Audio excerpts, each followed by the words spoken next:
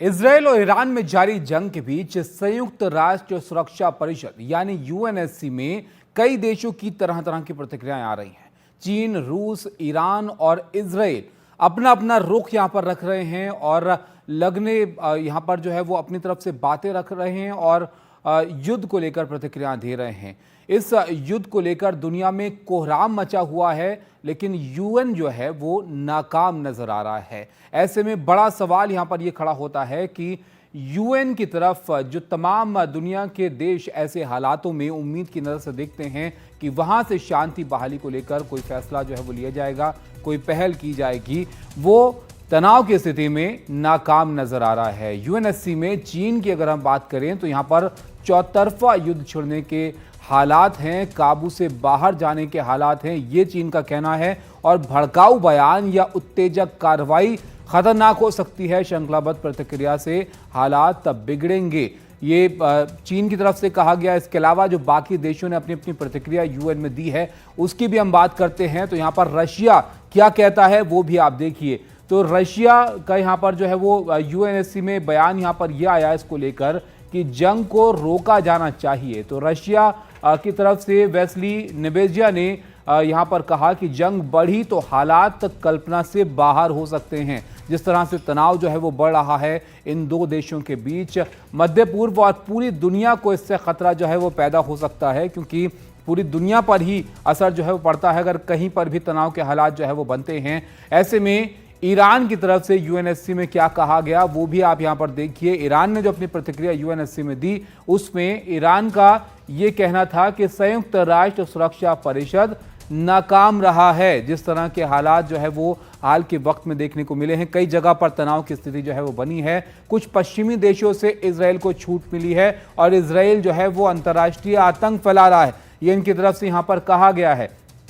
तो इजरायल को लेकर सख्त प्रतिक्रिया ईरान की तरफ से दी गई। इजरायल नहीं चाहता कि युद्ध विराम हो और यूएनएससी इजरायल के युद्ध अपराध को रोके, ये आमिर सईद इरावानी की तरफ से यहां पर कहा गया। लेबनान, सीरिया, गाजा पर हमले जो है वो रुकें, क्योंकि सिर्फ ईरान नहीं बाकी कई जगह पर इजरायल के साथ जो है वो तनाव की स्थिति बनी हुई है, जिसका जिक्र करते हुए यहां पर यूएन में एक कड़ी प्रतिक्रिया ईरान की तरफ से जो है वो दी गई है। इसके अलावा अगर आप देखें तो इजराइल का क्या कहना है यूएनएससी में। इजराइल ने जब अपना पक्ष यहां पर यूएनएससी में रखा तो उनका यह कहना था कि यह हमारे अस्तित्व पर सीधा हमला है, यानी अस्तित्व की लड़ाई जो है वो इजराइल इसको करार देता है। उनका यह कहना है कि उन्होंने हमारे खिलाफ युद्ध छेड़ा है। ईरान को लेकर यह प्रतिक्रिया यहां पर डैनी डैनन की तरफ से दी गई। अंतर्राष्ट्रीय समुदाय जो है वो इसको लेकर कदम उठाए, तो इजराइल भी अंतर्राष्ट्रीय समुदाय से यहां पर अपील कर रहा है कि वो इसको लेकर कदम उठाएं। वो अपनी बचाव में जो है कदम यहां पर उठा रहे हैं। हमले की भारी कीमत यहां पर चुकानी होगी, एक तरह से चेतावनी भी यूएन में इजराइल ने यहां पर दे दी ईरान को, जिस तरह के हालात जो है वो बने हुए हैं। तो तमाम मुल्क जो हैं वो यहां पर पहल करने की गुहार जो है वो यूएनएससी में लगाते हैं कि यहां पर तनाव जो है वो ना बढ़े, तनाव की स्थिति ना पैदा हो। लेकिन उसके बाद भी यूएन में क्या हल निकल रहा है इस पर सबकी निगाहें हैं और इसीलिए दुनिया में कोहराम के बाद भी यूएन जो है वो एक तरह से नाकाम ही नजर आ रहा है। इधर संयुक्त राष्ट्र के महासचिव एंटोनियो गुतरेस ने कहा कि मध्य पूर्व में बढ़ते तनाव को रोका जाए। उन्होंने कहा कि जैसे को तैसा हिंसा का ये घातक चक्र जो है वो रुकना चाहिए। It's high time to stop the sickening cycle of escalation after escalation that is leading the people of the Middle East straight over the cliff. Each escalation has served as a pretext for the next. This deadly cycle of tit-for-tat violence must stop. Time is running out. तो वहां पर जिस तरह के हालात बने हुए हैं इस पर चर्चा करते हैं। हमारे साथ कमर आगा साहब हैं, साउथ ईस्ट एशिया एक्सपर्ट हैं, और जाकिर हुसैन साहब हैं जो विदेश मामलों के जानकार हैं। कमर आगा साहब, यहाँ पर अभी हमने ये प्रतिक्रिया सुनाई जो संयुक्त राष्ट्र के महासचिव हैं एंटोनियो गुतरेस, उन्होंने भी यहाँ पर जो है इस बात का जिक्र किया कि तनाव को रोका जाए और ये वक्त जो है वो तेजी से निकल रहा है। लेकिन तनाव कैसे रुकेगा? सब तो यूएन की तरफ देख रहे हैं उम्मीद भरी नजरों से। ये बड़ा मुश्किल है, उसका कई कारण है। पहली बात तो ये कि यूएन सेक्रेटरी जनरल जिन्हीं ने ये बयान दिया कि वायलेंस का घातक चक्र जो है वो रुकना चाहिए, क्योंकि युद्ध फैल जाएगा। उन्हीं को इजराइल ने पर्सनल नॉन ग्रेटा डिक्लेयर कर दिया। इजराइल के अंदर अब वो जा भी नहीं सकते। बड़ी समस्या है, ये बड़ा मुश्किल दौर है इस समय। और दूसरी बात ये भी है कि यूनाइटेड नेशंस की जो सिक्योरिटी काउंसिल है वो उसमें इतना विभाजन है। एक तरफ तो अमेरिका, ब्रिटेन, फ्रांस है, तो दूसरी तरफ रशिया, चाइना है।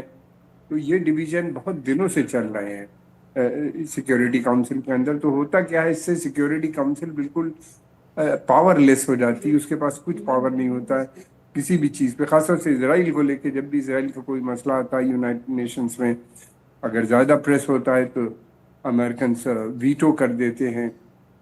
पिछले एक साल में हम देख रहे हैं कितने बार वीटो अमेरिका ने किया। युद्ध बहुत घातक होगा, इसमें कोई शक नहीं। और इसका सीधा असर डेवलपिंग नेशन की इकोनॉमी पे सबसे ज़्यादा पड़ेगा। यूरोप और अमेरिका पे पड़ेगा, लेकिन वो लोग काफ़ी सक्षम हैं, दोबारा से खड़े हो जाए।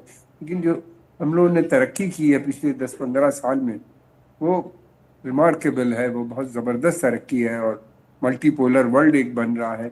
वो सब एक बैक सीट में चला जाएगा। तेल की कीमत इतनी ज़्यादा हो जाएगी कि जो भारत का भी जो लक्ष्य है 6 से 8% इकोनॉमिक ग्रोथ का, जी। मुश्किल हो जाएगा। हमारे लाखों लोग, 90 लाख लोग वहाँ काम करते हैं खाड़ी के क्षेत्र में। और फिर उसके अलावा रिमिटेंसेज आते हैं 40-45 बिलियन। जी। 190 बिलियन से ज़्यादा का ट्रेड है बायलैटरल। 90 बिलियन से ज़्यादा का ट्रेड तो सिर्फ यूएई से। जी। सब पे आफत आ जाएगी। फिर उसके बाद तेल की सप्लाई वहीं से होती है। जाहिर तौर पर कमर आगा साहब, इस वक्त अगर कहीं पर भी दुनिया में तनाव होता है तो उसका तमाम मुल्कों पर असर पड़ता है, सिर्फ दो देशों के बीच का वो तनाव नहीं होता है। और ऐसे में ही यूएन में जो है वो तमाम तरह की प्रतिक्रियाएं आती हैं दुनिया भर के देशों की। लेकिन जाकिर हुसैन साहब, उसका कितना असर जो है वो पड़ता है? यूएन की भूमिका को इस वक्त आप कैसे देख रहे हैं, जब कई जगह पर तनाव की स्थिति बनी हुई है? चाहे आप पर रशिया यूक्रेन की बात करें या फिर इसराइल के ही कई जगहों पर जो है वो तनाव चल रहा है। अभी ताज़ा मामला ईरान के साथ है। यूएन तो एक मखलूक जिसे कहते हैं, जैसे हैंडीकैप्ड ऑर्गेनाइजेशंस है, जो अपनी बातें तो रख रहा है लेकिन सुनवाई कुछ नहीं हो रही है। यूएन के साथ जो है ग्लोबल साउथ भी है, पूरी दुनिया की कंट्रीज भी साथ है, वोट भी कर रही है। अभी हालिया में जो है फलस्तीन को स्टेटहुड की बात भी की गई है, लेकिन उसकी कोई सुनवाई नहीं हो रही, क्योंकि मेजर पावर जो है उसको रूल कर रहे हैं, वीटो कर दे रहे हैं ना। उसके पास एक सबसे बड़ी बात यह है कि यूएन के पास कोई सैन्य शक्ति नहीं है, कोई इम्प्लीमेंटेशन फोर्स नहीं है, और एक्सेप्टेंस नहीं हो रही है वर्ल्ड में। तो मैं उसको यूएन को पंगु नहीं मानता हूँ, हैंडीकैप इररिलेवेंट नहीं मानता हूँ, बल्कि मेजर पावर्स ने उसको इररिलेवेंट बना रखा है। तो मेरे नज़रिए में जो है यूएन का रिफॉर्म होना बहुत ज़रूरी है, और उसमें कुछ ऐसे नेशंस आए जो वर्ल्ड के लिए बात करें। ग्लोबल साउथ है, इमर्जिंग इकोनॉमीज के नेशन का रिप्रेजेंटेशन होगा, तो शायद ये जो है इस तरफ देखने की कोशिश करेंगे। और अभी जो हाल में चारों तरफ बातें हो रही हैं, तो यूएन तो कुछ एक तरीके से क्या बताया जाए, उसके अपने खुद लोगों को मार डाला गया। अब मुझे बड़ा सरप्राइज हुआ कि यूनाइटेड नेशन के जनरल असेंबली में नेतन्याहू जाके स्पीच देते हैं, और यूएन ने कोई सवाल नहीं किया कि हमारे इतने लोगों को, सैकड़ों लोगों को आपने मार दिया है, उसकी क्या गवाही है। ये कहीं बात ही नहीं उठी है। यूएन खुद अपनी जो है प्रोटेक्शन नहीं कर पा रहा है। कम एटलीस्ट जो है गुतरश साहब को बात उठानी चाहिए थी कि अनरवा में इतने लोगों को हमारी शहीद किया तुमने, उसका जवाब दो। और वहां पर एक मैप लेके चले गए और दुनिया को डिवाइड करने की बात करना शुरू कर दिए अपने सारे। जाकिर हुसैन साहब, वो तो गुतरेश साहब पर ही सवाल उठा रहे हैं, उन पर ही प्रतिबंध जो है वो लगा दिया है यहाँ पर। तो वो क्या वहां पर फिर जवाब की उम्मीद नहीं कर सकते हैं? लगाने दीजिए, प्रतिबंध लगाए, लेकिन सवाल तो उठाना चाहिए था ना वहां पर कि हमारे इतने लोगों को आप मार के फिर हमारे ही सामने आके अपना रोना रो रहे हैं। सवाल तो उठाना चाहिए जी। सवाल उठाने से ही बात बनती है ना, चाहे हमको रिलेवेंट कर दे, पर्सनल नॉन ग्राटा कर दे, कुछ भी करें। लेकिन आप यहाँ पे आके दुनिया के सामने अपने फिर रोना रो रहे हैं ना। इतने 40-50 हजार आदमियों को मार डाला, फिर आके दुनिया के सामने रोना रो रहे हैं। और वहां पे हमने देखा कि किस तरीके से जो है डिप्लोमेट्स ने बाइकआउट किया, उनका सारे लोग निकल गए। बाद में ये मालूम हुआ कि जो उनके क्लैपिंग कर रहे थे, उनके बुलाए हुए आदमी वहां पे बैठे हुए थे। उनके मतलब ऑफिशियल ने खुद रिकॉग्नाइज किया कि वहां पे परमिशन है कि आप अपने चीयर लीडर्स को, चीयर पॉपुलेशन को ले जाके ताली पिटवा सकते हैं। तो ये बड़ा ही शर्मनाक की बात है कि यूएन खुद नहीं उठा रहा। क्यों नहीं उठाया गुतरेश साहब ने ये बात? अभी लेबनान में फिर जो है उनके आदमियों की किलिंग शुरू हो गई है।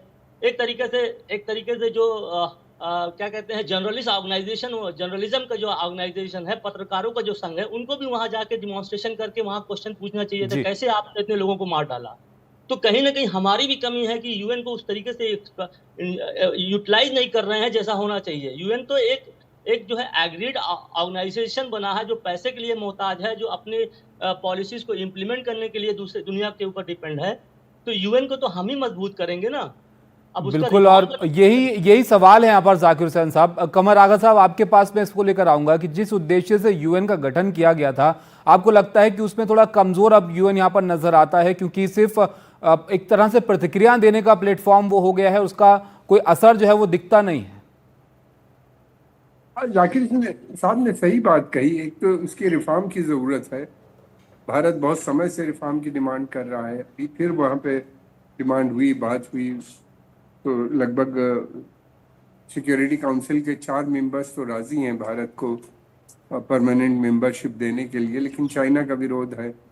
और प्रॉब्लम आती है सिक्योरिटी काउंसिल में। सिक्योरिटी काउंसिल जो है वो डिवाइडेड है, हमने पहले भी बताया। जनरल असेंबली में अगर आप देखें उसके जो उसकी जो वोटिंग पैटर्न है वो पैलेस्टाइन के फेवर में होता है। 130 140 वोट फिलिस्तीन के लिए दिए गए। जनरल असेंबली जो है वो कहती है कि सीज फायर होना चाहिए गाजा के अंदर। जनरल असेंबली कहती है कि पैलेस्टाइन को फुल मेंबरशिप मिलना चाहिए। लेकिन जब वो सिक्योरिटी काउंसिल में मसला जाता है तो वहाँ के ऊपर वो वीटो हो जाता है या उसको रोक दिया जाता है। अमेरिकन उसको आगे नहीं बढ़ने देते।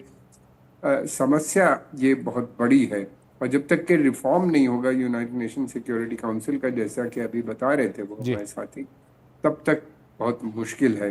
और दूसरी बात ये कि अगर सिक्योरिटी काउंसिल नहीं होंगी, ये मेंबर्स नहीं रहेंगे, तो भी यूनाइटेड नेशन भी डिफंग हो जाएगी। उसकी फंक्शनिंग ऐसी है कि बगैर सिक्योरिटी काउंसिल एक ऐसी जगह है जिसके ऊपर सहमति बनती है तो काम हो जाता है, सहमति नहीं बनती तो मुश्किल होती है। ये आज से नहीं, जब से बनी है गठन है। और ये डिफरेंसेस मुल्कों के हैं, यूनाइटेड नेशन से इसका कोई लेना देना नहीं। दूसरी बात ये, मैं एक चीज और कहना चाह रहा था, जनरल असेंबली जो है ये एक प्लेटफॉर्म है। उस प्लेटफॉर्म के ऊपर आप किसी को क्रिटिसाइज नहीं कर सकते। जिसको भी बोलना है वो अपना आए, हर मुल्क के रिप्रेजेंटेटिव, प्राइम मिनिस्टर या president, head of the state आके बोलते हैं और वो अपनी बातें रखते हैं, वो कंडेम करते हैं।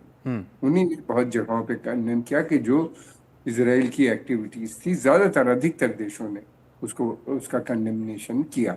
लेकिन इजराइल के जो रिप्रेजेंटेटिव आए उन्हीं ने जो किया, भी उसके बारे में बताया। वो नया map, new middle east order की बात कर रहे हैं, जिसके अंदर इजराइल का डोमिनेशन होगा, तो वो वहाँ पे थोड़ी सी समस्या आ जाती है। लेकिन ये कि यूएन क्वेश्चन नहीं कर सकती।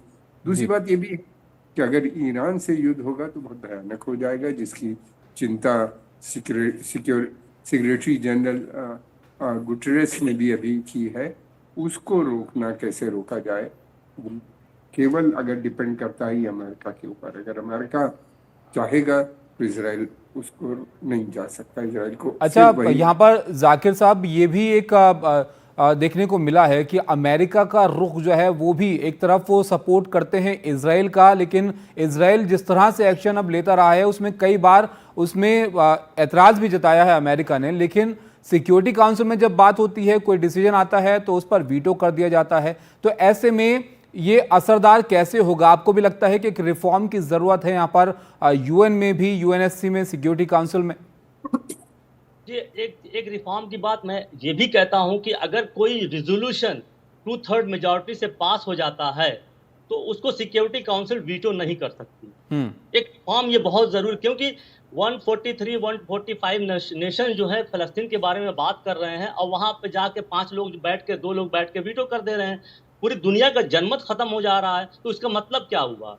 क्योंकि एक जो है, अगर सिक्योरिटी काउंसिल से कोई चीज 2/3 से ज्यादा, मेजॉरिटी से ज्यादा पास होती है तो वीटो लगाने का पावर परमानेंट मेंबर का खत्म हो जाना चाहिए। ये भी एक बहुत बड़ा चेंज आएगा। रिफॉर्म के अलावा सिक्योरिटी 5 मेंबर से बढ़ा के 8 मेंबर 6 मेंबर करना चाहिए, नंबर 1। नंबर 2, अगर सिक्योरिटी जनरल असेंबली से 2/3 से ज्यादा कोई रेजोल्यूशन पास होता है तो वो मान्य होगा। और दूसरी तरफ ये है कि अगर रिफॉर्म करना है तो यूनाइटेड नेशन में कुछ टीथ, जैसे उसकी सैन्य शक्ति के बारे में बात करनी चाहिए कि वो इम्प्लीमेंट करे। और अगर कोई उससे खिलाफ जो है, जैसे पीस कीपिंग फोर्स को मार दिया जा रहा है, दुनिया कुछ नहीं बोल रही है, तो उसमें भी कहीं ना कहीं एक एक्शन लेना चाहिए, एक्शन ओरिएंटेड प्रोग्राम्स आने चाहिए। क्योंकि हम देख रहे हैं कि ऐसा वर्ल्ड ऑर्डर कोलैप्स कर रहा है, कोई ऐसी एजेंसी नहीं आ रही है जिससे जो है पीस एंड स्टेबिलिटी लाई जाए। हर कंट्री जो है, और नेटो का एक्सपेंशन इतना ज्यादा किया जा रहा है कि दुनिया जो है यूनाइटेड नेशन के ऊपर कुछ हावी होता जा रहा है, नेटो हावी हो रहा है, इकोनॉमिक ऑर्गेनाइजेशन बनाई जा रहे हैं, तो दुनिया के ऊपर जो है कुछ मुल्क काबिज होते जा रहे हैं। उधर ब्रिक्स का वर्चस्व बढ़ता जा रहा है, एससीओ बढ़ता जा रहा है, तो ये हो क्या रहा, वो पूरी दुनिया फिर खेमे में बदल रही है। तो हम कहीं न कहीं जो है एक ऐसे वर्ल्ड की तरफ जा रहे हैं जहां पर लॉ एंड ऑर्डर और ग्लोबल ऑर्डर कोलैप्स होता नजर आ रहा है। अगर वाकई में वार हमको रोकना है तो इन सब पे बैठ के फिर से एक मीटिंग होना चाहिए, और ये मीटिंग वेस्ट में अब नहीं होना चाहिए। ये मीटिंग कहीं एक न्यूट्रल और इमर्जिंग इकोनॉमी में, इंडिया में, चाइना में, कहीं इस तरीके से साउथ अफ्रीका में, यहाँ पर होनी चाहिए। तो आपको लगता है कि न्यूट्रल एक प्लेटफॉर्म पर जो है वो मीटिंग हो कि किस तरह से तनाव को जो है वो कम किया जाए। लेकिन कमर आगा साहब, जिस तरह के हालात पिछले कुछ वक्त में रहे हैं, इजराइल का अपने पड़ोसी आसपास जितना तनाव रहा है, उसके बाद एक और युद्ध के मुहाने पर यहाँ पर हम खड़े हैं ईरान के साथ, और ये युद्ध अगर होता है तो कितने भीषण परिणाम होंगे पूरी दुनिया जानती है। लेकिन यूएन की क्या भूमिका जो है वो इसमें रह सकती है कि इस युद्ध को रोका जाए या तनाव को बढ़ने से यहाँ पर रोका जाए? देखिए, यूएन की जो एक भूमिका है बड़ी लिमिटेड होती है। वो अगर सिक्योरिटी काउंसिल कोई सहमत के साथ रेजोल्यूशन पास करें कि सीज फायर का या उससे पहले रोकने की बात करें, तो भी इजराइल नहीं मानेगा। और क्या कर सकते हैं इजराइल को? आप सस्पेंड तो कर नहीं सकते, ऐसी पावर नहीं है किसी की। अगर सस्पेंशन की आप बात करेंगे तो अमेरिका उसको वीटो कर देगा सिक्योरिटी काउंसिल में। तो ये बॉडी जो बनी है बेसिकली बनी थी, जैसे जाकिर अभी बता रहे थे, अमन शांति मेंटेन करने के लिए। उसी के सेक्रेटरी जनरल को उन्हीं ने पर्सनल नॉन ग्रेटा कर दिया। तो ये एक समस्या है, दुनिया के सामने है। मैं समझता हूँ कि जो अभी बात हो रही थी उसमें ज़रूरत इस बात की है कि ग्लोबल साउथ अपना एक ऑर्डर अलग बनाए। बहुत ज़्यादा डिपेंडेंस बड़े देशों पे धीरे धीरे कम होगी, और वो बनता हुआ नज़र आ रहा है। ब्रिक्स जिस तरीके से इमर्ज हो रही है, तो इस तरह की जो फोरम्स हो रही हैं, कोशिश ये हो रही है आपके रीजन में ही मसलों का हल किया जाए। लेकिन अगर कोई एक पावर है बीच में और वो अपने को वो वॉर चाहती है, वॉर कर रही है, उसके पास शक्ति है, उसके पास पता शक्ति है, उसके पास बैकिंग है, दुनिया के जो सबसे पावरफुल इंडस्ट्रियलाइज नेशंस हैं उन सब की बैकिंग है, उसको रोकना बड़ा मुश्किल है। जी, और वो लग भी रहा है इस वक्त मुश्किल, जिस तरह की प्रतिक्रियाएं आ रही हैं। यूएनएससी में कितना जो है वो बात यहाँ पर चल रही है या कितना इससे तनाव जो है वो कम होगा, ये देखना होगा। बहुत शुक्रिया आपका हमारे साथ जुड़ने के लिए, कमर आगा साहब और जाकिर हुसैन साहब। तो ये आपने देखा, एक सवाल जो है यहाँ पर बड़ा ये खड़ा हुआ है कि यूएन यहाँ पर कितना कारगर नज़र आ रहा है जिस तरह के हालात बन रहे हैं। क्या यूएन भी इस मामले में नाकाम यहाँ पर दिख रहा है, जो एक और युद्ध के मुहाने पर इस वक्त जो है वो दुनिया खड़ी हुई नज़र आ रही है, जिस तरह से तनाव जो है वो बढ़ रहा है इजराइल और ईरान के बीच। एक ब्रेक लें, यहाँ पर हम रुकेंगे, ब्रेक के बाद वापस लौटते हैं, कुछ और खबरों की बात करते हैं।